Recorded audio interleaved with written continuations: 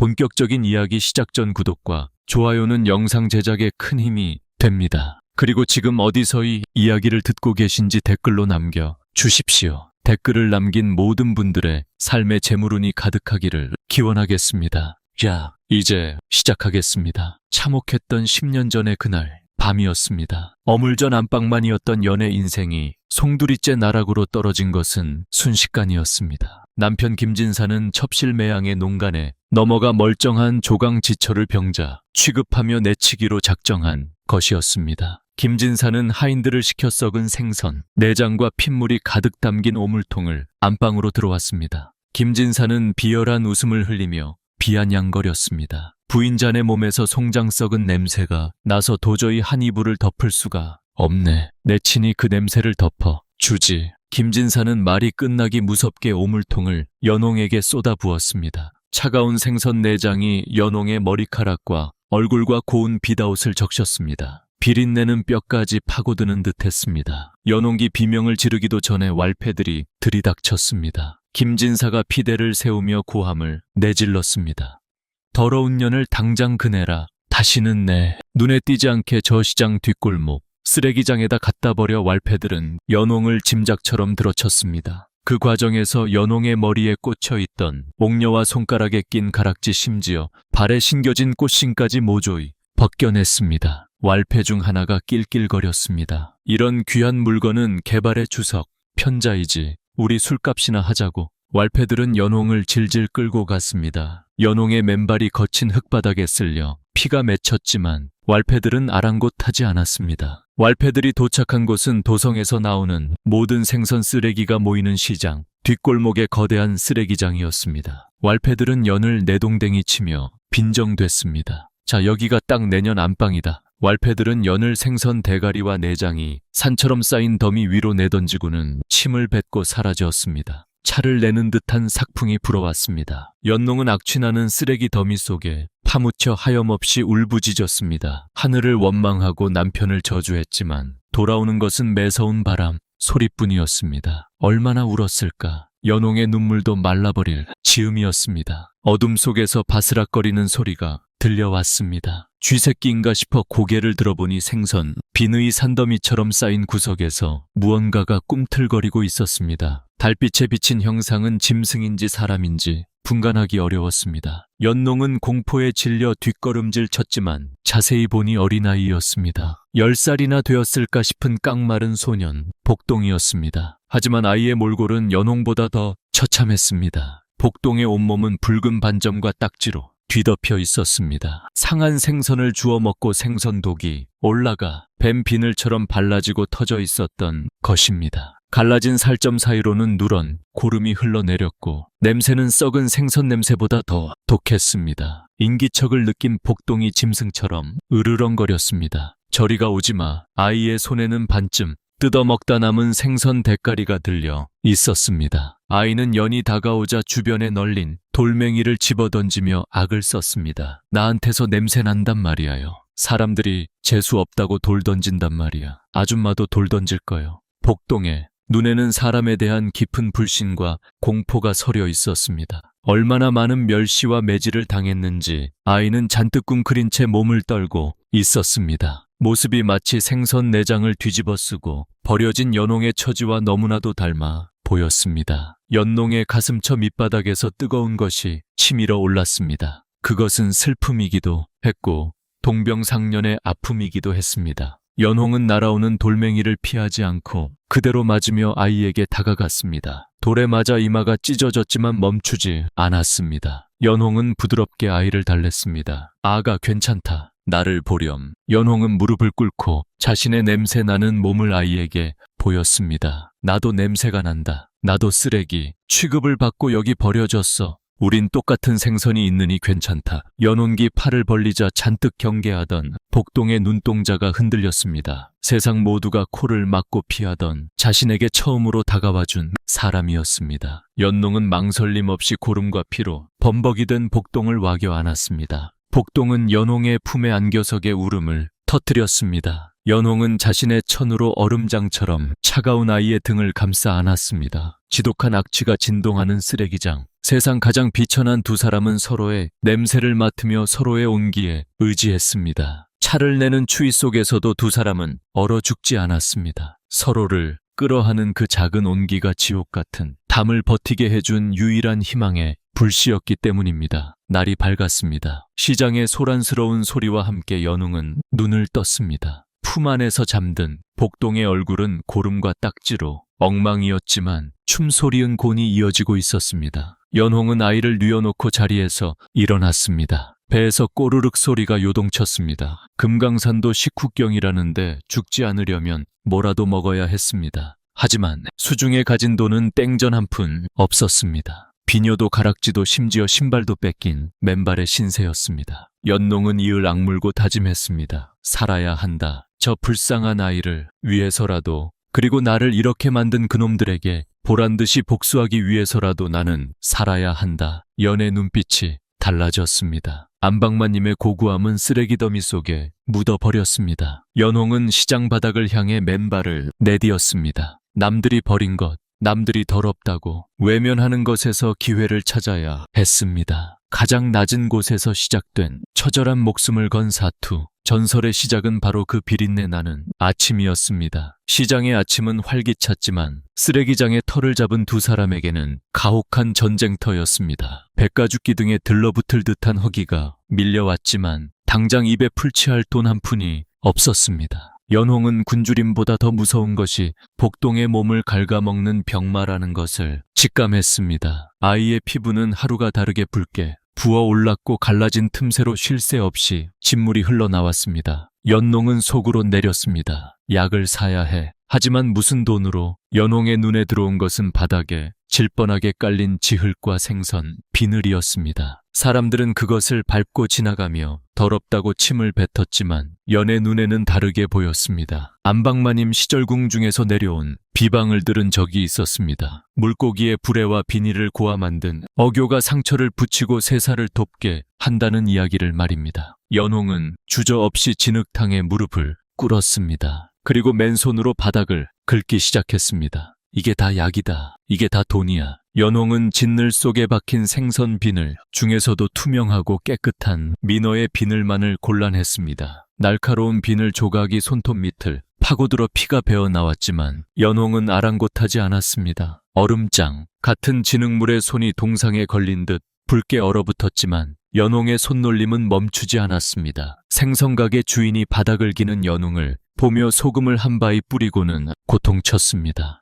재수없게 아침부터 거지가 와서 설치네. 굵은 소금 알갱이가 연홍에 찢어진 이마와 손등의 상처에 닿자 불에 된 듯한 쓰라림이 밀려왔습니다. 주인이 발길질을 하며 윽박질렀습니다. 저리 꺼져 똥냄새 웃는다. 주인의 발길질에 연홍은 바닥에 나그었습니다. 하지만 연홍은 비명 대신 품속에 모은 비늘 한 줌을 목숨처럼 끌어놨습니다. 연홍은 바닥에 머리를 조아리며 빌었습니다. 죄송합니다. 먹고 살려고 그럽니다. 제발이 비늘만이라도 허락해 주십시오. 자존심 따위는 이미 개에게나 줘버린 지 오래였습니다. 연홍의 처절한 모습에 주인은 혀를 차며 돌아섰습니다. 연홍은 사람들이 버린 생선 대가리와 비늘을 치마폭이 터지도록 주워 담아 쓰레기장으로 돌아왔습니다. 비늘은 모았지만 그것만으로는 부족했습니다. 비늘을 그냥 끓이면 역겨운 딜린내가 진동하여 도저히 사람 몸에 바를 수가 없었습니다. 냄새를 잡고 약효를 덜할 무언가가 절실했습니다. 연홍은 깊은 고민에 빠졌습니다. 향기 독을 없애고 향을 내는 것이 필요해. 그때 연의 머릿속을 스치는 것이 있었습니다. 바로 도성 최대의 상단인 청해의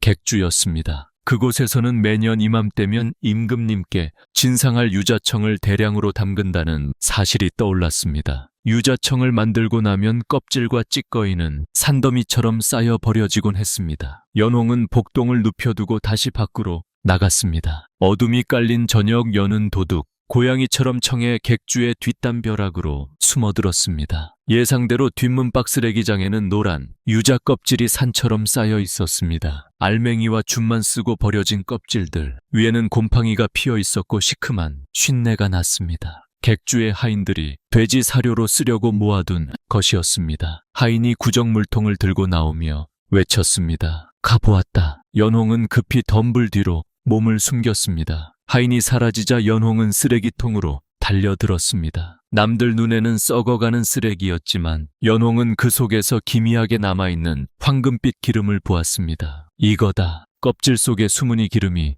독을 빼줄 거야. 연홍은 곰팡이가 덜 빈 껍질들을 미친 듯이 곤란했습니다. 손에 오무이 묻고 쉰내가 배웠지만 연홍에게는 그 어떤 향수보다 향기롭게 느껴졌습니다. 치마폭 한 가득 유자 찌꺼기를 담아 돌아오는 길, 연홍의 발걸음은 쫓기듯 급박했지만 눈빛만은 형하게 빛나고 있었습니다. 운막으로 돌아오니 상황은 더 심각해져 있었습니다. 복동이 고열에 시달리며 헛소리를 하고 있었던 것입니다. 복동은 앓는 소리를 냈습니다. 언니 아파요. 온몸이 불타는 것 같구만요. 아이의 등과 가슴에 난 상처가 곤터져 피고름이 요를 적시고 있었습니다. 이대로 두면 오늘 밤을 넘기지 못할 것이 분명했습니다. 연농은 서둘러 아궁이에 불을 지폈습니다. 깨진 뚝배기에 물을 붓고 낮에 주워온 생선 비늘을 씻어 넣었습니다. 그리고 끓기 시작하자 걷어온 유자, 껍질을 으깨어 집을 짜 넣었습니다. 보글보글 끓어오르는 뚝배기 안에서 기묘한 냄새가 피어올랐습니다. 비늘의 비릿함과 유자의 시큼함이 섞인 냄새였습니다. 연홍은 나무 주걱으로 쉴 새 없이 저었습니다. 비늘이 녹아 끈적한 조청처럼 변할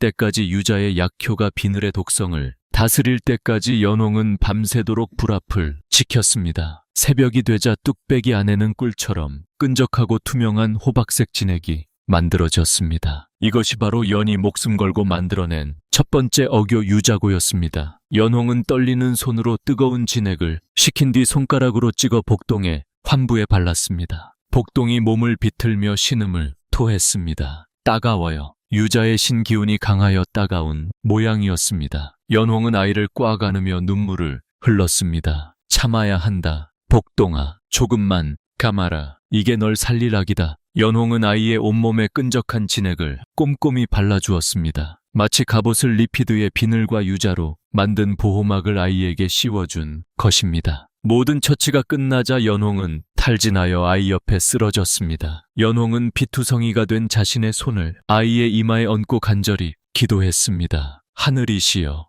아이의 몸에 있는 모든 비린내와 고통은 제가 다 가져가겠습니다. 제발 이 아이에게는 향기로운 새살을 주십시오. 제발. 어두운 운막 안, 생선은 내와 유자 냄새가 뒤섞인 그 기묘한 공간에서 한 여인의 처절한 모성애가 기적을 부르고 있었습니다. 그것은 단순한 약이 아니었습니다. 버려진 것들의 반란이자 가장 낮은 곳에서 피어오르는 생명의 불꽃이었습니다. 다음 날 아침 운만큼 새로 들어온 햇살이 연홍의 눈을 찔렀습니다. 연홍은 화들짝 놀라며 일어났습니다. 밤새 아이를 간호하다 깜빡잠이 든 모양이었습니다. 연홍의 시선은 본능적으로 옆에 눈복동에게로 향했습니다. 연혼기 아이를 불렀습니다. 복동아, 연의 심장이 쿵하고 내려앉았습니다. 아이의 몸을 덮고 있던 끈적한 진액이 밤새 마르면서 하얀 막처럼 굳어 있었기 때문입니다. 마치 허물을 벗는 뱀처럼 기괴한 모습이었습니다. 연홍은 떨리는 손으로 아이의 팔에 붙은 하얀 막을 조심스럽게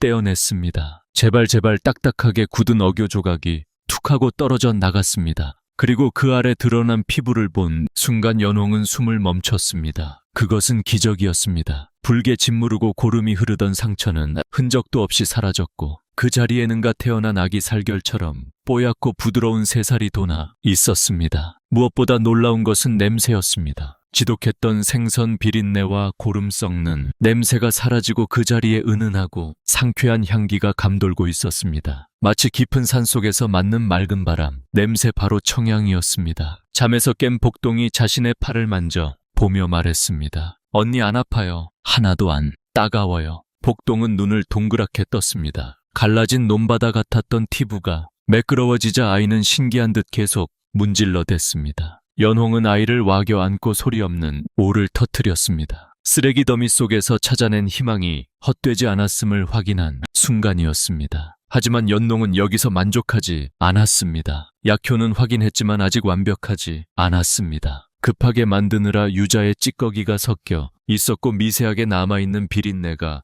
코끝을 스쳤기 때문입니다. 연홍은 결심을 굳혔습니다. 비린내를 완전히 잡아야 해. 그래야 사람들이 돈을 주고 산다. 연은 다시 머리를 굴렸습니다. 냄새를 빨아들이는 것, 더러움을 정화하는 것, 연의 눈에 들어온 것은 아궁이 속에 남아있는 새카만 수동이었습니다. 그래, 수치다. 수은 독을 빨아들이지. 연홍은 아궁이에서 식은 참수철 꺼내 곱게 빻았습니다. 그리고 다시 생선 비닐을 끓일 때의 숯가루를 함께 넣었습니다. 검은 숯가루가 끓어오르며 생선에 불순물과 잡내를 남김없이 흡착했습니다. 그런 다음 고운 대보자기에 걸러내자 숯가루는 걸러지고 맑고 투명한 호박색 기름만 남았습니다. 여기에 유자 껍질을 끓인 물을 섞어 깨진 항아리에 담았습니다. 그리고 그 항아리를 차가운 땅속 깊이 묻었습니다. 땅의 기운으로 숙성시켜야 향이 깊어진다. 열흘만 참자. 연과 복동은 열흘 동안 쓰레기를 주워 먹으며 버텼습니다. 마침내 약속한 날이 되고 땅속에서 항아리를 꺼내 뚜껑을 열었을 때 두 사람은 탄성을 질렀습니다. 비린내는 단 한 털도 남지 않았습니다. 오직 코끝을 간지럽히는 달콤하고 상큼한 유저 향기만이 진동했습니다. 손가락으로 찍어보니 끈적임은 덜하고 흡수는 빨랐습니다. 완벽한 비늘 유자구가 탄생한 것입니다. 이제 이것을 팔아야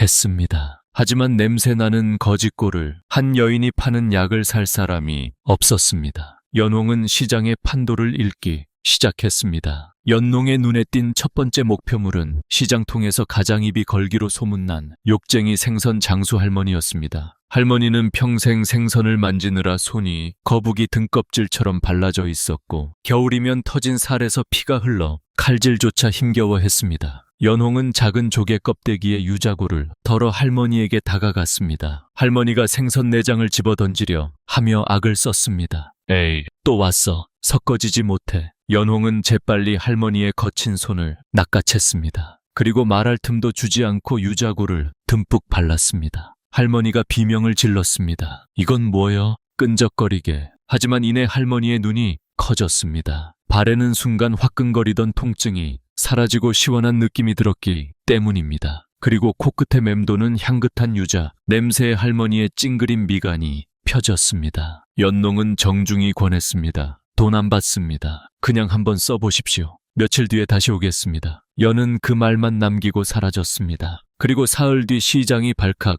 뒤집혔습니다. 생선을 사러 온악들이 놀라 소리쳤습니다. 어머, 할매, 손이 왜 이러시오? 회춘했는가벼. 욕쟁이 할머니의 손이 거짓말처럼 매끈해져 있었기 때문입니다. 검게 죽어있던 피부색이 뽀얗게 돌아왔고 적적 갈라졌던 상처는 흔적도 없이 아무는 자신의 손을 펴 보이며 입이 귀에 걸렸습니다. 그 똥구덩이에 사는 거지가 발라주러 갔는데 이게 도깨비 약가벼. 자고 나니 손이 일이 됐어. 소문은 삽시간에 퍼졌습니다. 시장 바닥의 안악들은 물론이고 손에 물마을 날 없는 주모들까지 연농을 찾기 시작했습니다. 연농은 때를 놓치지 않았습니다. 연홍은 시장 구석진 자리에 깨진 기와장 몇 개를 올려놓고 좌판을 깔았습니다. 그리고 조개 껍데기에 담은 비누, 유자고를 진열했습니다. 반신반의하며 모여든 사람들이 웅성거렸습니다. 쓰레기장 귀신이 파는 약이라며 그게 죽은 살도 살린다면서 사람들은 하나둘 지갑을 열기 시작했습니다. 한 양 두 양 처음에는 호기심에 샀던 사람들이 그 효과를 보고는 다투어 돈을 던졌습니다. 이보에 나도 하나 주게, 여기 2개 더 줘. 우리 며느리 손이 다 터. 연과 복동은 정신없이 약을 퍼담았습니다. 해가 질 무렵 기와장 위에는 엽전, 꾸러미가 수북하게 쌓였습니다. 생선 내장을 뒤집어 쓰고 쫓겨난 지 한 달 만에 자신의 힘으로 벌어들인 정당한 대가였습니다. 그날 밤 여웅은 복동의 손을 잡고 시장어의 국밥집으로 들어갔습니다. 냄새난다고 쫓겨나던 그 가게였습니다. 하지만 이번에는 당당하게 엽전을 내밀었습니다. 여기 국밥 2그릇 주시오. 고기 많이 넣어서 김이 모락모락 나는 하얀 살밥과 큼직한 고기 건더기가 듬뿍 들어간 국밥이 나왔습니다. 구수한 냄새가 코를 찔렀습니다. 복동은 숟가락을 들 생각도 못하고 그릇에 코를 박고 허겁지겁 먹어 치웠습니다. 복동이 입기을 불며 외쳤습니다. 아 뜨거워, 아 뜨거워. 언니 진짜 맛나구만요. 고기 여유 고기 입가에 밥풀을 묻히며 웃는 아이를 보며 여는 숟가락을 들지도 못한 채 눈물만 뚝뚝 흘렸습니다. 목구멍이 뜨거워 밥이 넘어가지 않았습니다. 연혼기 울먹이며 말했습니다. 많이 먹어라. 내 새끼 이제 다시는 굶지 않게 해주마. 다시는 쓰레기 주워 먹지 않게 해 줄게. 연홍은 아이의 밥그릇에 자신의 고기를 덜어주었습니다. 시장통의 소란스런 소음 속에서 두모자는 세상에서 가장 맛있는 밥을 먹으며 울고 웃었습니다. 바닥을 친 인생이 비로소 수면 위로 고개를 내미는 순간이었습니다. 하지만 이 작은 행복이 고쳐올 거대한 폭풍의 전조라는 것을 국밥을 먹는 두 사람은 아직 알지 못했습니다. 시장에서 비늘 유자고가 불티나게 팔리며 연애 주머니는 두둑해졌지만 연농은 만족하지 않았습니다. 시장 상인들이 쓰는 손발 트임, 양만으로는 큰 돈을 벌 수 없었습니다. 진짜 돈은 거친 손이 아니라 고운 얼굴을 가꾸려는 여인들의 주머니에서 나오는 법임을 연홍은 잘 알고 있었기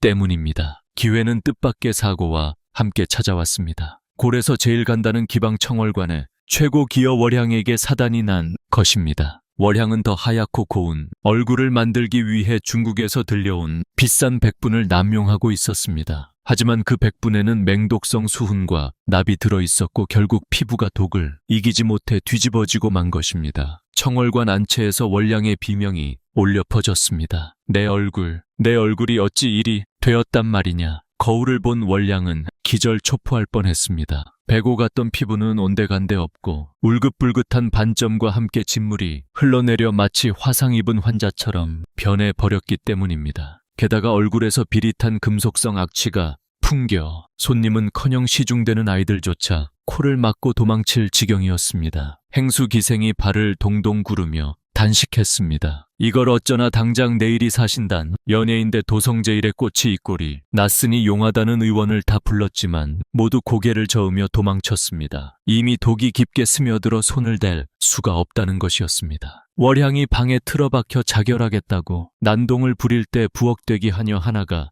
조심스럽게 입을 열었습니다. 행수 어르신저기 시장통의 쓰레기장 귀신이라 불리는 여자가 있는데 그 여자가 만든 약이 죽은 피부도 살린다 합니다요. 제 어미손도 그 여자가 고쳤는데 지푸라기라도 잡는 심정으로 행수는 연홍을 은밀히 불렀습니다. 깊은 밤 연홍은 복동을 데리고 청월관 뒷문으로 들어섰습니다. 화려한 비단 병풍 뒤 고름 냄새가 진동하는 방 안에 월향이 쓰러져 있었습니다. 연농은 월향의 얼굴을 살폈습니다. 상태는 생각보다 심각했습니다. 백분독이 피부 깊숙이 박혔습니다. 이대로 두면 살이 썩어 문드러질 것입니다. 월향이 연홍의 멱살을 잡고 악을 썼습니다. 뭐라 그럼 나는 어찌 되는 것이냐. 내 인생은 이제 끝이란 말이냐. 연홍은 담담하게 월량의 손을 내리고 품에서 작은 호리병 하나를 꺼냈습니다. 그것은 기존의 걸쭉한 연고가 아니라 비늘에서 추출한 가장 맑은 기름만을 10번 걸러 만든 투명한 비율, 향이었습니다. 연홍기 단호하게 말했습니다. 제울입니다. 자동안 제가 시키는 대로만 하시면 예전 얼굴로 돌려드리겠습니다. 월향이 쏘아붙였습니다. 거짓말 의원들도 못 고친다 했는데 내게 무안다고 미쳐야 본 아닙니까? 지금 이 얼굴로 손님을 받으실 수는 없지 않습니까? 연홍의 눈빛은 흔들림이 없었습니다. 월향은 떨리는 손으로 고개를 끄덕였습니다. 그날부터 연홍의 치료가 시작되었습니다. 먼저 숯을 우려낸 물로 얼굴을 씻어 도끼를 빼냈습니다. 그리고 투명한 비늘 향유를 아주 얇게 겹겹이 펴발랐습니다. 처음 병마를 열었을 때 월량은 인상을 썼습니다. 이게 무슨 냄새냐? 비린내가 나는 것 같기도 하고 하지만 향유를 얼굴에 바르자 이내 표정이 풀렸습니다. 닿는 순간 시원한 기운이 느껴지며 화끈거리는 열기가 잡혔기 때문입니다. 하루가 지나자 진물이 멈췄습니다. 이틀이 지나자 불든 반점이 가라앉고 딱지가 떨어졌습니다. 그리고 약속한 사흘째 되는 날 아침 세수를 하고 거울 앞에 앉은 월량의 입에서 탄성이 터져 나왔습니다. 어머나 거울 속이 여인은 병을 알보다 더 아름다웠습니다. 독이 빠진 자리에 새살이 차오르면서 피부가 마치간 달걀처럼 매끄러워졌고 향유가 스며든 뺨에서는 은은한 광채가 뿜어져 나왔습니다. 무엇보다 놀라운 것은 향기였습니다. 움직일 때마다 상큼하고 고급스러운 유자 향기가 살결해서 배어나와 따로 향을 찰 필요가 없을 정도였습니다. 월향은 연의 손을 잡고 눈물을 흘리며 감격했습니다. 살았다. 내가 살았어. 그리고 약속한 치료비에 10배가 넘는 은자 꾸러미를 내밀었습니다. 이건 내 목숨값이다. 그리고 이 야간 내게만 대 죽어라. 얼마든지 값을 쳐주마. 하지만 소문은 댐이 터지듯 퍼져 나갔습니다. 사신단 연회에서 월량의 미모가 화제가 되자 기방의 다른 기생들이 연홍을 찾아와 아우성을 쳤습니다. 언니 나도 그 약 좀 줘요. 여기 내 금비녀 줄게. 한 병만 팔아. 연과 복동이 머무는 쓰레기장 운에는 비단 옷을 입은 기생들과 양반과 하인들이 줄을 섰습니다. 쓰레기장. 귀신이 만든 약은 이제 기적의 면약이라 불리며 부르는 게 값이 되었습니다. 연홍은 쏟아지는 주문을 감당하기 위해 쓰레기장 한편에 가마솥을 걸고 밤낮지로 약을 다려 했습니다. 돈이 쏟아져 들어왔습니다. 복동은 밤새 엽전을 세느라 손가락에 물집이 잡힐 지경이었습니다. 언니 우리 부자된 규시방 아무도 우리 무시 못하는 것 주 행복한 비명을 지르는 두 사람. 하지만 빛이 강하면 그림자도 짙어지는 법입니다. 시장. 바닥의 흉한 소문은 바람을 타고 전 남편 김진사의 귓속으로까지 흘러 들어갔습니다. 고래등 같은 기와집 사랑방. 김진사는 천매양의 무릎을 베고 누워있다가 하인이 전해준 소식을 듣고 벌떡 일어나 물었습니다. 뭐라고? 그 쫓겨난 년이 떼돈을 벌고 있다고. 예. 진사어른 기생들 사이에서 난리가 났답니다. 생선, 비닐이랑 유자 껍질로 만든 약이라는데 없어서 못 판다는데요. 그 말을 들은 매양의 눈이 탐욕으로 번들거렸습니다. 생선 비늘이랑 유자 껍질이요. 영감 그거 다 우리 거 아닙니까? 김진사는 무릎을 닥쳤습니다. 그렇지. 내 어물전 생선이고 내 땅인 쓰레기장에 버려진 것들이지. 배가 아파 죽을 지경이었습니다. 자신이 똥오줌 취급하며 버린 여자가 자신이 버린 쓰레기로 황금을 캐고 있다니 용납할 수 없었습니다. 김진사의 눈빛이 늑대처럼 산납게 빛났습니다. 가당치도 않은 일이다. 내 허락도 없이 감히 내 물건을 도둑질해서 장사를 해. 여봐라. 당장 채비를 해라. 내 잃어버린 재산을 찾아가야겠다. 그는 단순히 돈을 뺏으러 가는 것이 아니었습니다. 연홍기 가진 그 기술 황금말을 낳는 거위를 통째로 삼키러 가는 길이었습니다. 평화롭던 쓰레기장의 검은 먹구름이 몰려오고 있었습니다. 탐욕의 눈먼 자들이 들이닥치기 직전 연홍은 소단지 앞에서 땀을 흘리며 다가올 불행을 모른 채 웃고 있었습니다. 돈 냄새를 맡은 늑대들은 주저하는 법이 없었습니다. 김진사는 연이 만든 빈을 유지하고 한 병을 구해와 사랑방에서 첩실 매향과 함께 뜯어보았습니다. 매향이 코를 벌름거렸습니다. 영감 맡아보세요. 이건 영락없는 유자 냄새입니다. 매향은 손가락으로 기름을 찍어 혀그새 살짝 대보았습니다. 그리고 이 끈적한 것은 생선불에나 비늘을 끓였을 때 나오는 어교가 확실해요. 세상에 그 천한 것들을 섞어서 이런 고급진 향유를 만들다니. 매향의 눈이 질투와 탐욕으로 이글거렸습니다. 재료비는 땡전 한 푼 안 드는 쓰레기인데 팔리는 값은 쌀 한 가만이라니. 이것이야말로 봉이 김선달도 울고 갈 남는 장사였습니다. 재료는 우리 어물전의 산더미처럼 쌓여 있지 않습니까? 유자 껍질이야 청의 객주놈들한테 헐값에 사오면 그만이고요. 영감 우리가 직접 만듭시다. 그년이 버는 돈이 10배에 아니 100배를 벌 수 있습니다. 김진사는 무릎을 쳤습니다. 암고 말고 그 기술만 알아내면 조선 팔도 돈은 다 내 것이다. 여봐라. 당장 왈패들을 소집해라.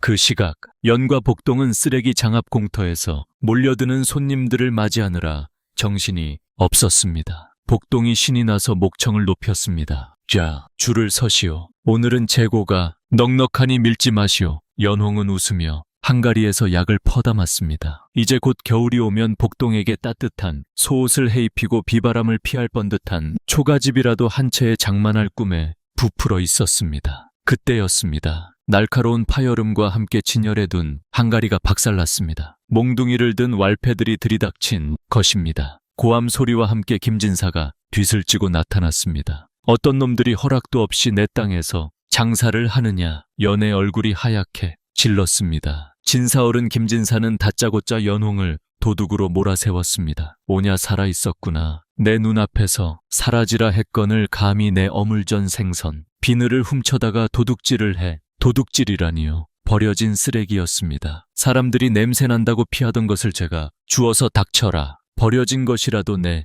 땅에 있으면 다 내 것이다. 내년이 쓴 비늘, 유자 껍질, 심지어 땔감으로 쓴 나무 토막 하나까지 다 내 재산이야. 김진사는 억지를 부리며 왈패들에게 눈짓했습니다. 왈패들은 순식간에 좌판을 뒤엎고 끓이고 있던 다마을 발로 찼습니다. 정성껏 만든 약재가 바닥에 쏟아지고 흙먼지와 뒤섞였습니다. 복동이 울면서 왈패의 다리에 매달렸습니다. 안 돼요. 이거 어떻게 만든 건데? 하지만 왈패는 아이를 가차없이 걷어찼습니다. 복동이 비명을 지르며 나굴었습니다. 연농이 달려가 아이를 감싸 안았습니다. 복두동아, 김진사는 흙바닥에 쓰러진 모자를 내려다보며 비열하게 웃었습니다. 좋게 말할 때 내놓아라. 무엇을 말입니까? 비번 말이다. 단순히 섞는다고 되는 게 아니더구나. 비린내를 잡고 향을 내는 비결이 무엇이냐? 추을 쓰느냐? 아니면 찌는 것이냐? 김진사는 이미 연홍의 제조 과정을 염탐한 듯 구체적으로 괴물었습니다. 연홍은 입술을 깨물었습니다. 비법을 넘겨주는 순간 자신들은 다시 비참한 쓰레기장 귀신으로 돌아갈 것이 뻔했습니다. 아니, 더 끔찍한 꼴을 당할지도 몰랐습니다. 모릅니다. 그저 정성으로 끌렸을 뿐입니다. 하늘이 불쌍해서 내려준 기적이지 비법 같은 건 없습니다. 연혼기 버티자 김진사의 표정이 싸늘하게 굳었습니다. 하늘 기적 인연이 아직 메타작을 덜 당했구나. 김진사가 손짓하자 왈패들이 복동을 낚아챘습니다. 복동이 발버둥치며 악을 썼습니다. 나 나라의 나쁜 놈들아. 하지만 건장한 사내의 힘을 당해낼 수는 없었습니다. 왈패는 시퍼른 칼을 꺼내 복동의 목에 들이댔습니다. 말해라. 불지 않으면 이 꼬맹이 놈의 목을 따서 생선 미끼로 던져주겠다. 연홍기 울부짖으며 김진사의 바지가랑이를 잡았습니다. 안 돼. 제발 그 아이는 건드리지 마시오. 하지만 김진사는 매몰차게 연홍을 발로 그어찼습니다. 연홍은 입안이 터져 피를 도하면서도 다시 기어가 빌었습니다. 나으리 시키는 대로 다 하겠습니다. 제발 아이만은. 김진사는 미리 준비해 온 붓과 종이를 연홍의 얼굴에 던졌습니다. 그럼 적어라. 재료 배합 비율 끓이는 시간 숙성 방법까지 토시 하나 빠뜨리지 말고 다 적어내. 연홍은 피눈물을 흘리며 붓을 들 수밖에 없었습니다. 아이를 살리기 위해 자신의 피담이 서린 비법을 늑대에게 넘겨줘야만 했습니다. 연홍기 떨리는 손으로 비법을 적어 내려가는 동안 김진사와 매양은 서로를 마주보며 회심의 미소를 지었습니다. 이제 이 기술은 우리 것이다. 너희는 이제 필요 없다. 김진사는 연이 적은 종이를 까채 품에 넣었습니다. 그리고 약속과 달리 차가운 명령을 내렸습니다. 여봐라. 이연과 저 꼬맹이를 관하로 끌고 가라. 연혼기 악을 썼습니다. 그게 무슨 소리요? 아이를 놔준다고 하지 않았소. 김진사는 비릿한 웃음을 흘릴 뿐이었습니다. 나주다니. 내 물건을 훔친 도둑년과 한패인대 관에 넘겨 죗값을 치르게 해야지. 이것이 구법이다. 비법은 뺏기고 누명까지 쓴 채관화로 끌려가는 연과 복동. 두 사람의 절규가 시장 통에 올려버졌지만 권세가 무서워 누구 하나 나서서 도와주는 이가 없었습니다. 늑대의 아가리 속으로 들어가는 양들처럼 그들은 꼼짝없이 벼랑 끝으로 내몰리고 말았습니다. 관아의 이방은 김진사가 내미는 두툼한 엽전 꾸러미를 받아들고는 입꼬리를 실루였습니다. 허허, 진사어른 진작 말씀하시지. 그러셨습니까? 극서 한 장 만드는 거야. 식은 먹히지요. 이방은 붓을 들어 낡은 종이 위에 먹물을 찍어 눌렀습니다. 어물전 부산물 독점권이라는 명목에 문서는 순식간에 위조되었습니다. 날짜는 1년 전으로 조작되어 있었습니다. 이제 법적으로 연홍기 준 모든 비늘과 껍질은 김진사의 소유가 되었습니다. 이방의 호령이 떨어졌습니다. 자, 이제 저 쓰레기 장녀는 국법을 어긴 도두듭니다. 잡아넣으시지요. 이방의 말이 끝나자마자 포졸들이 들이닥쳤습니다. 내 인연 감히 관청의 허가도 없이 독극물을 제조하여 백성을 현혹하고 남의 물건을 도적질했겠다. 연홍은 포승줄에 묶인 채 관화 마당에 무릎 굴려졌습니다. 옆에서는 복동이 포졸의 발길질에 채어 나굴고 있었습니다. 연홍기 피를 토하듯 절규했습니다. 억울합니다. 도둑질이라니요. 버려진 것을 주워 땀 흘려 만든 것입니다. 저 아이는 아무 죄가 없습니다. 하지만 이미 뇌물을 먹은 관리들의 귀에는 속기의 경기였습니다. 김진사는 이방 옆에 서서 부채질을 하며 혀를 찼습니다. 찌듯 이녀와 굼친 물건으로 만든 약이 오죽하겠느냐. 필시 독이 들었을 캐다. 여봐라. 전연이 숨겨둔 항아리를 모조리 압수해라. 하나도 남김없이. 그 시각 김진사의 하인들은 연홍의 음막 주변을 잡듯 뒤졌습니다. 땅속 깊이 묻어두었던 숙성 항아리들이 파헤쳐졌습니다. 하인들이 소리쳤습니다. 마님 찾았습니다. 여기 수도록 합니다. 아직 숙성이 덜 되어 뚜껑도 열지 않은 항아리들이었습니다. 연농이 백기를 채워야 한다고 신신당부했던 미완성의 약재들이었지만 김진사의 눈에는 그저 돈덩어리로 보였습니다. 연홍이 발악하며 일어섰습니다. 안 돼. 그건 아직 덜 익었어. 지금 열면 독이야. 가져가면 안 돼. 하지만 형리가 휘두른 몽둥이가 연홍의 등짝을 후려쳤습니다. 연홍은 비명을 지르며 바닥에 처박혔습니다. 독한 년을 당장 하옥시켜라. 내년이 훔친 기술과 재료로 만든 약이 독이 없다는 걸 증명할 때까지 옥에서 썩게 될 것이다. 포들이 연을 짐승처럼 질끌고 갔습니다. 복동이 울면서 따라갔습니다. 언니, 우리 언니 데려가지 말란 말이요. 하지만 포졸들은 관화대문 밖으로 아이를 내던져 버렸습니다. 거짓 새끼가 어디 관에 들어와 썩어져 육중한 대문이 쿵 하고 닫혔습니다. 차가운 감옥 바닥에 내동댕이 쳐진 연홍은 닫힌 문을 바라보며 가슴을 쥐어뜯었습니다. 자신이 가진 것보다 홀로 남겨진 복동이 굶어 죽지는 않을까 하는 공포가 연홍을 미치게 만들었습니다. 한편 연홍을 몰아내고 모든 것을 차지한 김진사와 매양은 축제 분위기였습니다. 김진사의 집 마당에는 연홍에게서 뺏어온 항아리 수십 개가 줄지어 놓여 있었습니다. 매향이 연홍기 강제로 적어준 비법서를 들여다보며 고슴을 쳤습니다. 흥궈 추로 거르고 백을 땅속에서 숙성해 그 짓을 언제 하고 자빠졌어. 당장 돈이 급한데 매향은 비법서를 구겨 던져버렸습니다. 영감 그냥 대충 섞어서 팝시다.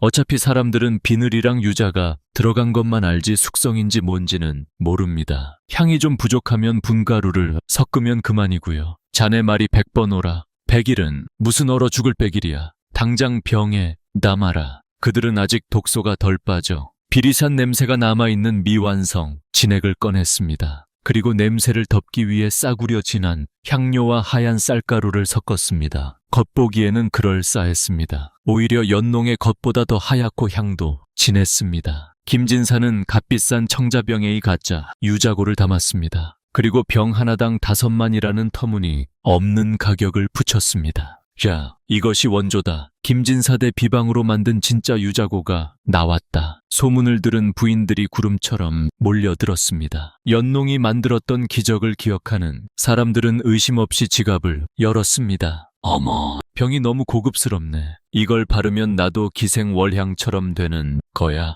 김진사의 참괴는 하루가 멀다 하고 엽전과 금부치가 쌓여갔습니다. 옥에 갇힌 연이 피눈물을 흘리는 동안 자기꾼들은 가짜 약을 팔아 호위호식하며 배를 불렀습니다. 하지만 그들은 몰랐습니다. 제대로 정제되지 않은 생선, 독과 숙성되지 않은 유자의 산서, 그리고 냄새를 덮으려 넣은 싸구려, 향료가 뒤섞여 병 속에서 끔찍한 조화를 일으키고 있다는 것을 말입니다. 그 화려한 청자 병 속에서 조선 팔도를 뒤집어 놓을 재앙이 부글부글 끓어오르고 있었습니다. 탐욕이 비전에 썩은 독이 터지기까지 이제 초읽기는 시작되었습니다. 김진사가 만든 가짜 유자고가 세상에 풀린 지 보름이 지났을 무렵이었습니다. 도성 안팎 양반과 안방에서 때 아닌 비명과 곡소리가 터져 나오기 시작했습니다. 내 얼굴 이게 뭐야? 김진사의 약을 바른 부인들의 얼굴이 시커멓게 죽어가기 시작한 것입니다. 처음에는 약간 간지럽더니 이내벌에 쏘인 듯 퉁퉁 붓고 살점이 허물어지며 누런 진물이 흘러내렸습니다. 가장 끔찍한 것은 냄새였습니다. 썩은 생선 내장이 피부 속에서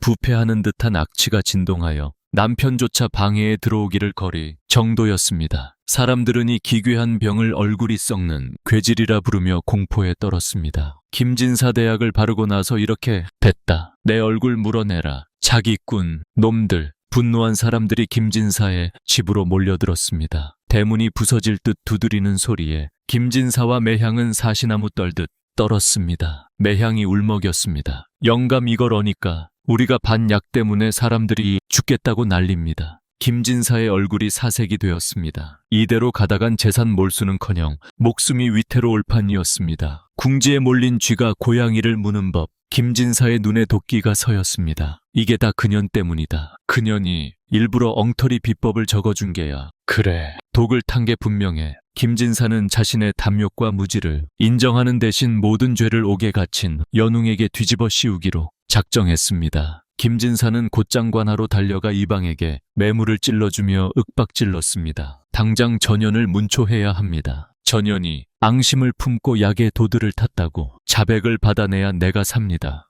관하, 마당에 형틀이 세워졌습니다. 옥에서 끌려 나온 연홍은 보름새 반쪽이 되어 있었습니다. 차가운 바닥에서 군주인 탓에 몰골이 말이 아니었지만 눈빛만은 형했습니다. 김진사가 사돼지를 하며 고래고래 소리를 질렀습니다. 내 인연 내가 적어준 대로 만들었는데 사람 얼굴이 썩어 문드러졌다. 내가 독을 닫지 어서 바른 대로 되지 못할까. 연홍은 기가 차다는 듯 허수음을 흘렀습니다. 독일이라니요. 저는 분명 수로 거르고 백일을 숙성하라 적어 주었습니다. 진사 어른께서 돈 욕심에 덜 익은 것을 섞어 팔아놓고 어찌 제 탓을 하십니까? 저 전년이 주둥이를 놀리는구나. 여봐라 매우 쳐라. 독을 탔다고 불 때까지 쳐라. 형리가 곤장을 높이 쳐들었습니다. 둔탁한 파여름과 함께 연홍의 등에서 피가 튀었습니다. 살점이 터져 나가는 고통에 연홍의 입에서 신음이 터졌습니다. 하지만 연홍은 끝까지 거짓 자백을 하지 않았습니다. 바로 그때였습니다. 관화밖이 웅성거리는 소리로 소란스러워졌습니다. 전둥 같은 외침이 들려왔습니다. 아멘거 사출도요. 육모 방망이를 든 역졸들이 관화 안으로 들이닥쳤습니다. 그리고 그 뒤로 낡은 갓을 쓰고 허름한 도포를 입었으나 눈빛만은 매서운 한 사내가 들어섰습니다. 그는 조정에서 파견된 안맹 감찰사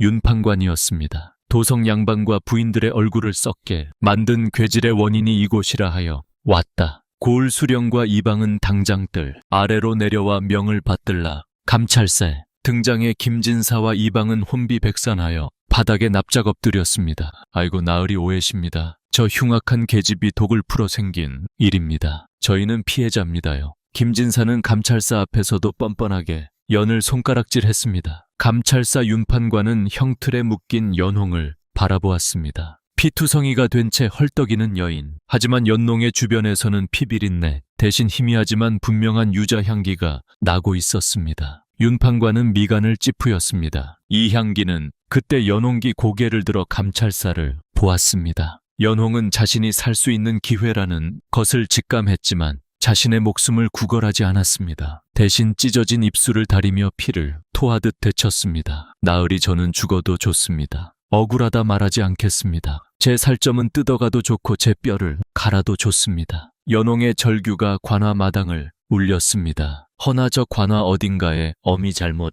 만나 굶고 있을 내 새끼. 우리 복동이 밥 한 끼만 주시오. 제발 그 아이 굶어 죽지 않게 밥 한 덩이만 던져주시오. 자신의 고통보다 자식, 같은 아이의 낀일을 걱정하는 처절한 모성의 그에 끓는 외침에 구경하던 백성들조차 눈시울을 붉혔습니다. 감찰사 윤판관의 눈동자가 흔들렸습니다. 눈앞의 여인은 독을 풀 흉악범의 눈빛이 아니었습니다. 감찰세 났지만 위험 있는 목소리가 떨어졌습니다. 멈춰라. 진실을 밝히기 전까지 경행을 중단한다. 하지만 김진사는 다급해졌습니다. 이대로 시간이 끌리면 자신의 가짜 약이 들통나는 건 시간 문제였습니다. 그는 최후의 발악을 했습니다. 나으리, 속으시면 안 됩니다. 전혀는 요물입니다. 증거가 있습니다. 제가 만든 야운석은 내가 나는데 전현이 몰래 숨겨둔 진짜 독약 항아리가 있습니다. 김진사는 엉급결에 제 무덤을 파는 날을 내뱉고 말았습니다. 그때 관하 대문 밖에서 작은 소란이 이었습니다. 미키시오. 우리 언니 때리지 말란 말이오.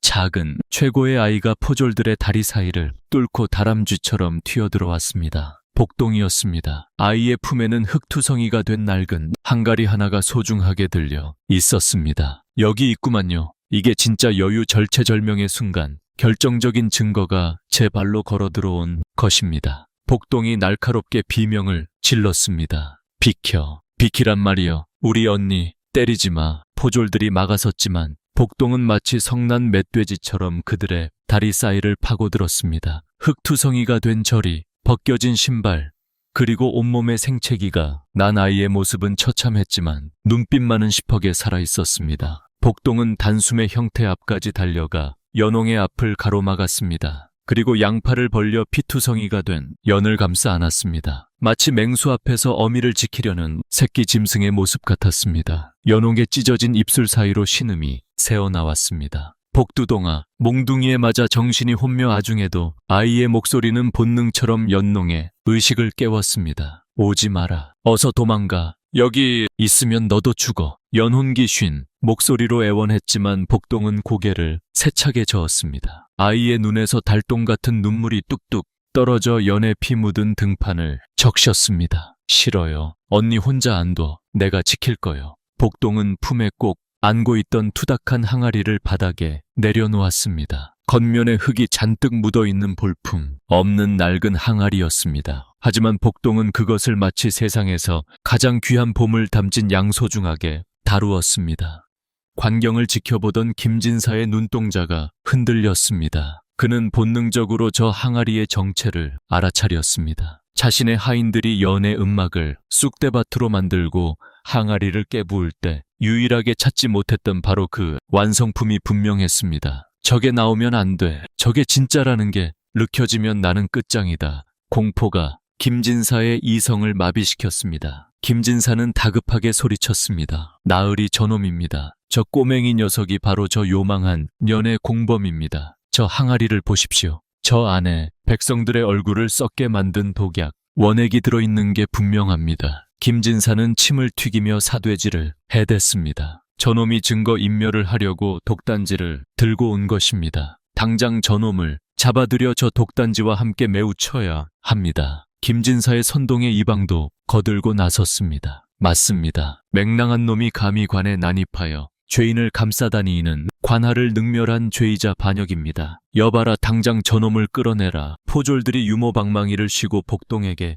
다가왔습니다. 연농은 묶인 몸을 비틀며 비명을 질렀습니다. 안 돼. 아이는 건드리지 마라. 내가 다 했다. 내가 독을 탔어. 그러니 제발 아이는 보내다오. 자식을 살리기 위해 거짓 자백이라도 하려는 어미의 절규였습니다. 포졸의 거친 손길이 복동의 뒷덜미를 낚아채려는 찰나였습니다. 서리빨 같은 호통이 떨어졌습니다. 손대지 마라. 감찰사 윤판관이었습니다. 그는 내 위에서 내려와 성큼 형태 앞으로 걸어왔습니다. 그의 기세에 눌린 포졸들이 뒷걸음질 쳤습니다. 윤판관은 겁에 질려 바들바들 떨면서도 연홍을 가리고 선 복동을 내려다 보았습니다. 그리고 아이의 발치에 놓인 흥구든 항가리로 시선을 옮겼습니다. 윤판관이 무릎을 굽혀 복동과 눈을 맞췄습니다. 꼬마야, 내 이름이 무엇이냐? 복동인디유. 그래, 복동아. 내 품에 안고 온 그 항가리는 무엇이냐? 저 자들의 말대로 독약이 들어있느냐? 복동은 고개를 세차게 저으며 항변했습니다. 아니요, 이건 독약이 아니에요. 이건 우리 언니가 만든 약이란 말이어요. 사람 살리는 약이란 말이어요.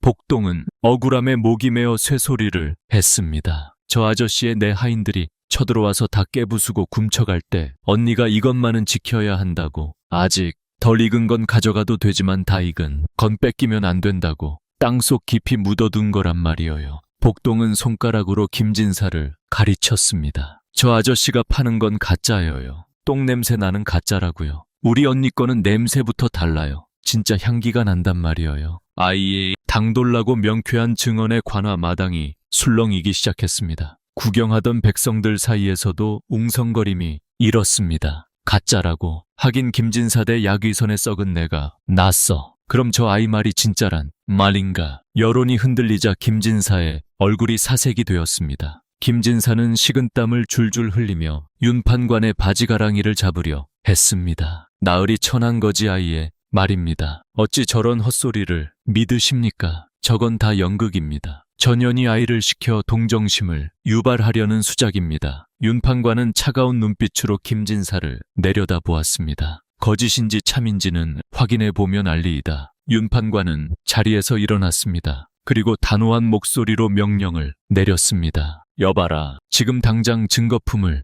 대령하라. 관아의 공기가 무겁게 가라앉았습니다. 죄인 김가가 만들어서 팔았다는 그의 약, 지금 백성들의 얼굴을 썩게 만든 그 청자병을 가져오라. 그리고 저 아이가 가져온 흙 묻은 항아리를 옆에 나란히 두라. 윤판관의 명령은 거부할 수 없는 힘을 가지고 있었습니다. 이방은 덜덜 떨며 창고지기에게 눈짓을 했고 곧 압수되었던 김진사의 화려한 청자병이 탁자 위에 놓였습니다. 그 옆에는 복동이 가져온 투박한 흙항아리가 놓였습니다. 하나는 금박을 입히고 화려한 문양을 새긴 최고급 청자병이었고 다른 하나는 흙투성이에 이까지 빠진 볼품없는 옹기였습니다. 겉모습만 보면 비교조차 되지 않았습니다. 김진사는 마른 침을 삼켰습니다. 아니야, 괜찮아. 어차피 냄새는 향료를 쏟아부어서 덮었어. 겉보기엔 내 것이 더 좋아 보여. 우길 수 있어. 우기면 돼. 김진사는 속으로 주문을 외우며 애써 태어난 척했습니다. 윤판관이 다시 입을 열었습니다.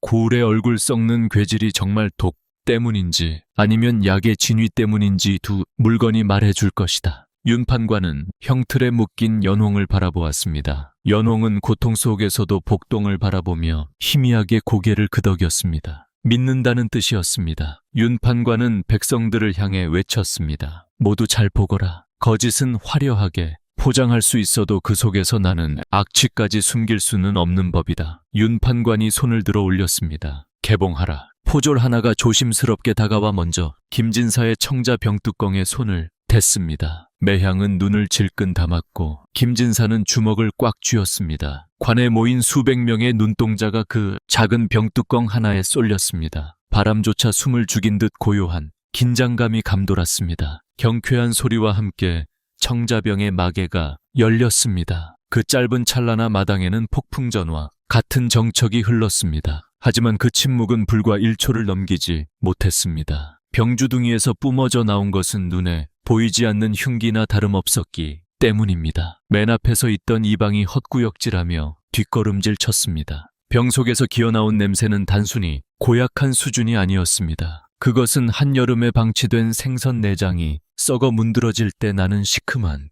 부패취, 거기에 냄새를 덮으려 쏟아본 싸구려, 냄새가 뒤엉켜는 기괴하고 역겨운 악취였습니다. 마치 시궁창에 향수를 뿌린 듯 맞는 순간 속이 뒤집히고 머리가 치끈거리는 지옥의 냄새였습니다. 구경하던 백성들이 코를 틀어주고 비명을 지르며 물러났습니다. 아이고, 곧 떨어지겠네. 이게 무슨 냄새야. 똥통을 가져다 놔도 이것보다 낫겠다. 심지어 점자음을 유지하던 윤판관조차 미간을 찌푸리며 옷소매로 코를 가렸습니다. 김진사의 얼굴이 흑빛으로 변했습니다. 이럴 리가 없는데 분명 향료를 듬뿍 넣었는데 김진사는 몰랐습니다. 제대로 정제하지 않은 생선뒷과 내장에 살점이 밀폐된 경에서 썩어 문드러지는 부패를 일으켰고 이것이 향료와 화학 반응을 일으켜 최악의 악취 폭탄으로 변질되었다는 사실을 말입니다. 화려한 금방 무늬가 새겨진 청자병은 그저 예쁜 쓰레기통에 불과했습니다. 윤판관의 차가운 일갈이 떨어졌습니다. 이것이 내 놈이 말한 명이냐? 김진사는 식은땀을 비오듯 흘리며 횡설수설했습니다. 아닙니다. 나으리 오해입니다. 원래 몸에 좋은 약은 입에 쓰고의 매운 법입니다. 이것은 그 숙성이 아주 잘 되어 나는 깊은 발효의 향기입니다. 청국장도 냄새가 나지 않습니까? 바로 그런 이치입니다요. 발효 썩는 것과 있는 것도 구분하지 못하는 놈이 약을 팔았단 말이냐. 윤판관은 혀를 차며 손짓했습니다. 다음 저 아이가 가져온 항아리를 열어라. 포졸이 코를 막은 채 김진사의 병을 치우고 복동이 가져온 흘가리에 뚜껑을 열었습니다. 투박한 온기 뚜껑이 열리자 이번에는 전혀 다른 공기가 관화 마당을 감습니다. 마치 꽉 막힌 방창문을 활짝 열고 맑은 숯바람을 맞이하는 듯한 느낌이었습니다. 은은하고 상큼한 유저 향기가 부드럽게 퍼져나갔습니다. 그것은 인위적으로 만들어낸 독한 향내가 아니라 자연 그대로의 싱그러움을 간직한 깊고 그윽한 청향이었습니다. 조금 전까지 코를 쥐고 구역질하던 사람들이 하나둘 손을 내리고 큰튼큼 거리기 시작했습니다. 야, 냄새 좋다. 이건 진짜 유자. 냄새네. 머리가 다 맑아지는 것 같아. 김진사의 악취가 순식간에 정화되는 듯 했습니다. 겉보기엔 흙기 묻어돌 품 없는 한갈이였지만 그 안에는 황금빛으로 찰랑거리는 맑고 투명한 기름이 가득 차 있었습니다. 찌꺼기 하나 없이 완벽하게 정제된 연농의 피땀이 서린 진짜이었습니다. 윤판관이 직접 단상에서 내려와 두 항아리의 내용물을 확인했습니다. 윤판관은 김진사의 병을 보며 싸늘하게 물었습니다. 내 놈은 이것이 썩은 게 아니라 발효된 것이라 했겠다. 예, 그렇습니다요. 아주 귀한 삭힌 홍어 같은 진미입니다. 김진사는 끝까지 우였습니다. 인정하는 순간 죽음이라는 것을 알기에 뻔뻔함으로 무장한 것입니다. 윤판관의 입과에 서늘한 미소가 걸렸습니다. 그래, 내 말이 사실이라면 두려울 게 없겠구나. 여봐라. 윤판관의 호령에 포졸들이 대답했습니다. 예, 저 사기꾼 남녀에게 이 귀한 약을 하사하노라. 본인들이 직접 만든 것이니 한 방울도 남김없이 얼굴에 바르게 하라. 썩은 게 아니라면 피부가 고와질 것이 아니냐. 청천벽력 같은 명령에 김진사와 매양이 기겁을 하며 뒷걸음질 쳤습니다. 나 나을리 그건 안 됩니다. 아까워서 그러는 겁니다. 백성들에게 팔아야 할 귀한 것을 어찌 저희 같은 미천한 것들이 어허양할 것 없다. 억지로라도 발라주어라. 포졸들이 달려들어 두 사람을 결박했습니다. 그리고 김진사의 청자병을 기울여 그들의 얼굴에 들이부었습니다. 안 돼. 저리 치워. 걸쭉하고 누런 액체가 김진사와 매양의 얼굴 위로 쏟아졌습니다. 썩은 생선 내장 국물이 콧구멍과 입으로 흘러들어갔습니다. 두 사람은 구역질을 해댔지만 진짜 지옥은 그 다음이었습니다. 독성이 빠지지 않은 생선 비늘과 부패한 도끼들이 피부에 닿자마자 맹렬한 사단이 났습니다. 매향이 자지러지는 비명을 질렀습니다. 뜨거워. 내 얼굴. 불이야. 약이 닿은 피부가 순식간에 시벌겋게 달아오르더니 마치 끓는 물을 부은 것처럼 수포가 우수 돋아났습니다. 김진사의 얼굴도 풍선처럼 부어올라 눈을 뜰 수 없을 지경이 되었습니다. 가렵다. 아프다. 나 죽네. 두 사람은 바닥을 뒹굴며 얼굴을 쥐어뜯었습니다. 손톱으로 긁을 때마다 부어오른 살점이 터져 피고름이 튀었습니다. 그 끔찍한 광경에 구경하던 사람들도 입을 다물지 못했습니다. 철상가상으로 썩은 냄새를 맡은 파리떼가 시커멓게 몰려들어 그들의 얼굴에 달라붙기 시작했습니다. 똥파리들이 위민거리는 소리와 두 죄인의 비명소리가 관마당을 압이 교환으로 만들었습니다. 윤판관의 사자우가 터졌습니다. 뭐하라. 저것이 내놈들의 탐욕이 만든 결과다. 내놈들은 돈에 눈이 멀어 똥보다 더한 오물을 약기라 속여 파랗고 무고한 백성의 얼굴을 망치고도 모자라 죄 없는 여인에게 누명을 씌워 죽이려 했다. 그 죄가 하늘에다 땅을 가르니 도저히 용서할 수 없다. 김진사는 퉁퉁 부은 눈으로 바닥을 끼며 빌었습니다. 잘못했습니다. 죽을 죄를 지었습니다. 제발 살려만 주십시오. 재전 재산을 바치겠습니다. 재산은 당연히 바쳐야 할 것이다. 허나 그것으로 내 죄가 씻기 줄 아느냐. 윤판관은 붉은색 첩회를 뽑아 바닥에 던졌습니다. 죄인 김가가 첩실 매양은 들어라. 첫째, 사기 제조 및 판매로 백성을 해한 죄. 둘째, 무고와 위증으로 관할을 능멸한 죄. 셋째, 조강지철을 유기하고 학대한 죄를 물어 엄벌에 처한다. 윤판관의 판결은 단호하고 냉혹했습니다. 저놈들의 가산을 정몰하여 피해 입은 백성들에게 변상하고 나머지는 국구에 귀속시키라. 그리고 두 죄인을 형태에 묶어 곤장대를 메우쳐라. 김진사가 비명을 질렀습니다. 백대여. 아이고, 나을리. 그러면 늙은 저는 죽습니다요. 하지만 포졸들이 그를 형태에 단단히 묶었습니다. 죽지 않는다. 내놈들에게는 주름보다 더한 형벌이 기다리고 있으니 목숨은 붙어 있을 것이다. 윤판관은 싸늘하게 덧붙였습니다. 곤장이 끝난 후 두 놈의 신분을 박탈하여 관노비로 삼는다. 그리고 평생 서해안 염전으로 보내 생선, 내장을 치우고 젓갈을 담그는 노역에 처한다. 내 놈들이 그토록 생선은 내를 좋아하여 약으로 팔았으니 죽는 날까지 그 냄새 속에서 살게 해주마. 그것은 사형 선고보다 더 끔찍한 판결이었습니다. 평생 떼약에서 소금에 절여지고 생선 비린내에 찌들어 살아야 한다니 양반으로 호위호식하던 그들에게는 상상조차 할 수 없는 고통이었습니다. 김진사는 절규했습니다. 안 돼. 나는 양반이야. 똥지게를 질 순 없어. 윤판관이 외쳤습니다. 쳐라. 형리의 곤장이 허공을 가르고 김진사의 엉덩이에 꽂혔습니다. 살이 터지는 소리와 함께 김진사의 비명이 터졌습니다. 매향도 옆 형태에서 비명을 질렀습니다. 백성들은 곤장 소리가 날 때마다 환호했습니다. 잘한다. 더 세게 쳐라. 속이다. 시원하다. 내 얼굴 망쳐 놓은 데가다. 백대에 매질이 이어지는 동안 김진사와 매양이 입고 있던 디다옷은 피범벅이 되어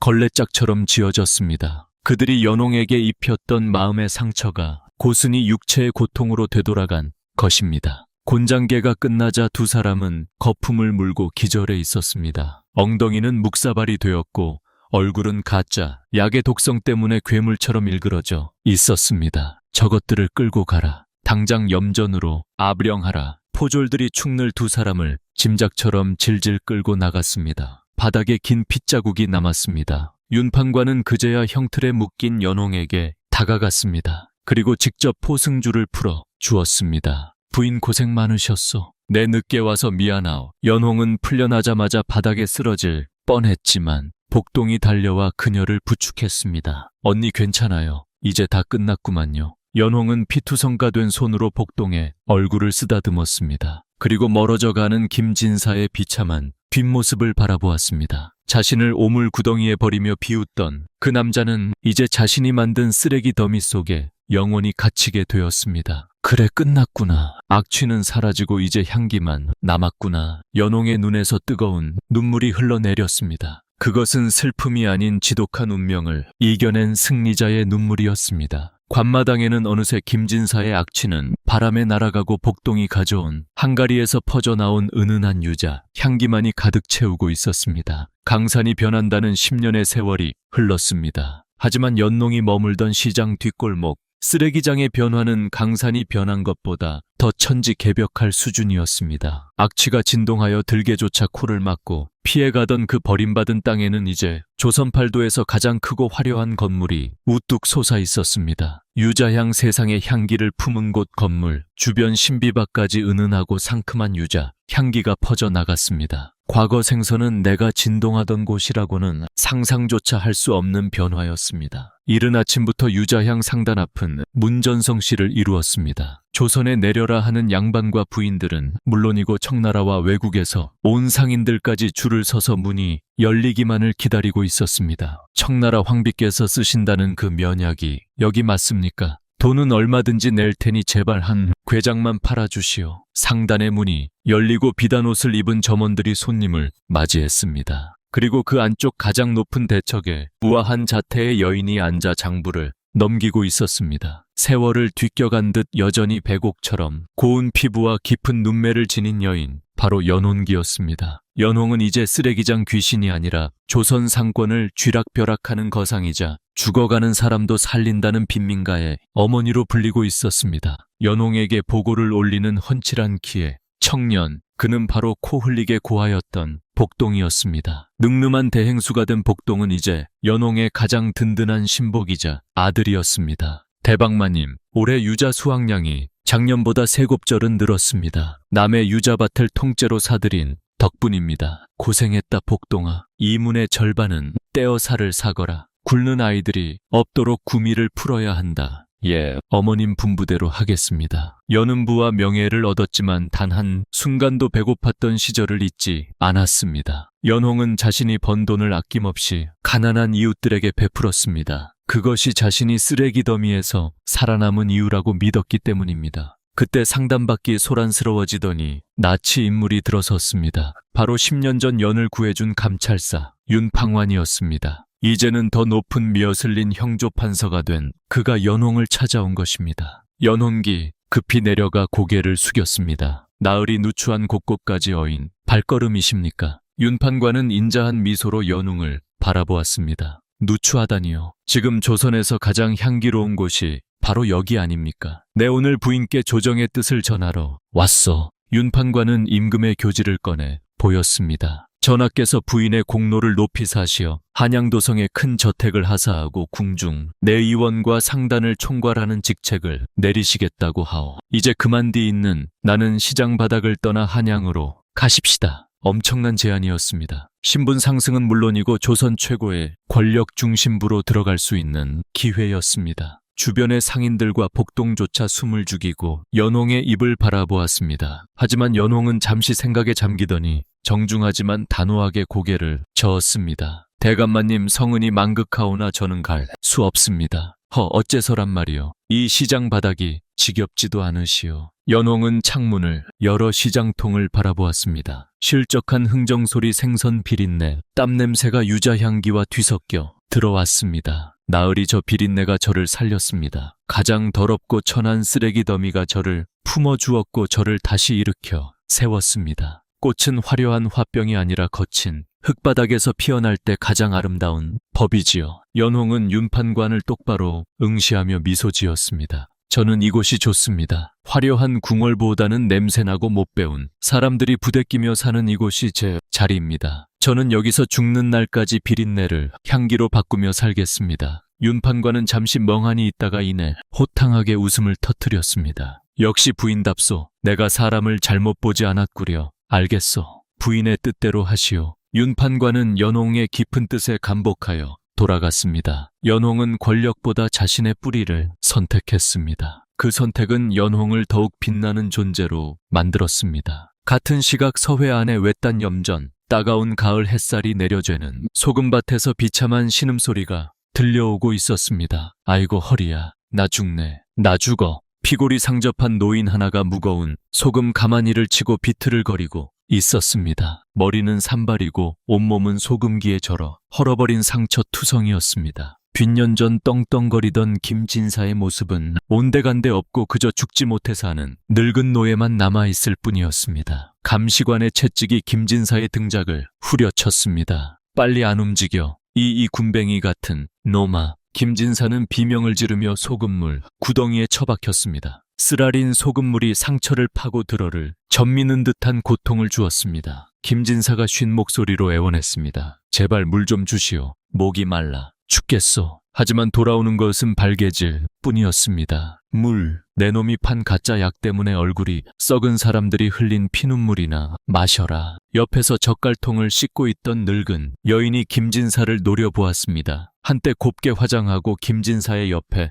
붙어있던 첩실 매양이었습니다. 하지만 지금 매양의 얼굴은 독성 때문에 괴물처럼 일그러져 있었고 저는 생선 내장을 만지느라 문드러져 있었습니다. 영감탱이, 다 당신 때문이야. 그때 그녀한테 비번만 제대로 뺏었어도 우리가 이 꼴은 안 당했을 거 아니야. 매양이 썩은 생선 대가리를 김진사에게 집어 던졌습니다. 뭐라고? 여편 내가 꼬드겨서이 사단이 난 거 아니냐.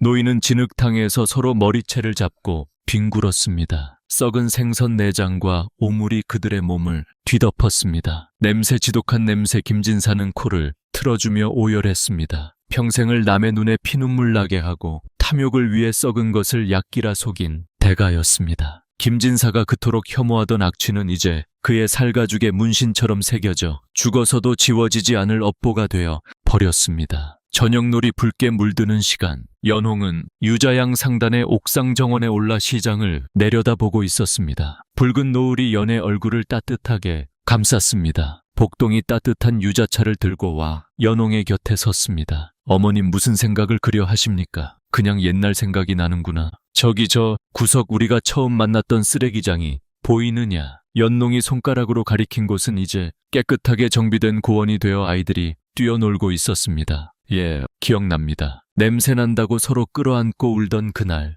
밤이요. 그래, 그때는 세상이 우리를 버렸다고 생각했지. 하지만 아니었어. 세상은 우리에게 가장 귀한 재료를 가장 낮은 곳에 숨겨두었던 게야. 그걸 알아보는 눈을 뜨게 하려고 잠시를 주셨던 게지. 연홍은 유자차 향기를 깊이 들이마셨습니다. 복동아 잊지 말거라. 세상에 쓸모 없는 것은 없다. 버려진 비늘도 썩은 껍질도 갈 곳 없는 구화도 누군가 귀하게 여겨주면 보석이 되는 법이란다. 명심하겠습니다. 어머님 평생 가슴에 새기고 살겠습니다. 복동이 듬직하게 고개를 끄덕였습니다. 그때 어디선가 불어온 바람에 시장통에 생선 비린내와 연의 유저 향기가 섞여 묘한 조화를 이루었습니다. 삶의 비릿함과 성공의 향긋함이 공존하는 냄새. 그것은 바로 치열하게 살아는 인생의 향기였습니다. 연홍은 하늘을 올려다보았습니다. 10년 전 쓰레기 더미에서 올려다봤던 그 차가운 달이 오늘따라 유난히 따뜻하고 밝게 빛나고 있었습니다. 가장 낮은 곳에서 피어나 세상을 향기로 뒤덮은 여인, 생선 무덤을 전 재산 주고 샀던 쫓겨난 본처의 이야기는 그렇게 조선팔도 야담의 전설이 되어 오래오래 전해졌습니다. 착한 뜻은 있고 악한 끝은 없다는 권선징악의 진리, 그리고 위기는 곧 이외라는 전화위복의 교훈을 남긴 채말입니다. 힘든 시기를 보내고 있는 이들의 삶에도 연홍기 발견한 황금빛 유자, 향기가 가득하기를 바랄 뿐이었습니다. 오늘의 이야기는 여기까지입니다. 감사합니다.